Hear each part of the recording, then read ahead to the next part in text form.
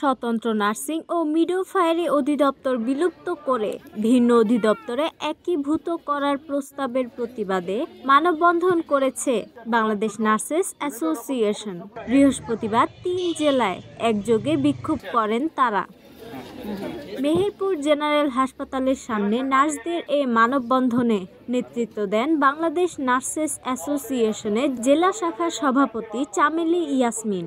Nursing ও midwifery অধিদপ্তর কর্তৃক প্রস্তাবিত নার্সিং ও মিডওয়াইফারি বান্ধব ও যুগোপযোগী নিয়োগ বিধি, অর্গানোগ্রাম, ক্যারিয়ার প্যাথ অনুমোদনও বাস্তবায়ন করতে হবে।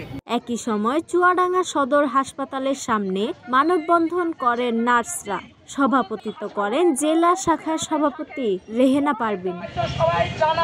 অন্যদিকে রংপুর মেডিকেল কলেজ হাসপাতালের সামনে মানববন্ধন ও সমাবেশে অংশ নেন সরকারি ও বেসরকারি নার্সিং কলেজের নার্সরা।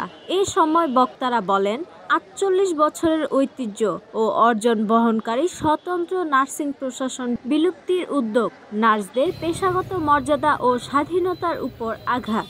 দ্রুত এই সিদ্ধান্ত প্রত্যাহার এবং দাবি বাস্তবায়নের আহ্বান জানান বিক্ষোভকারীরা।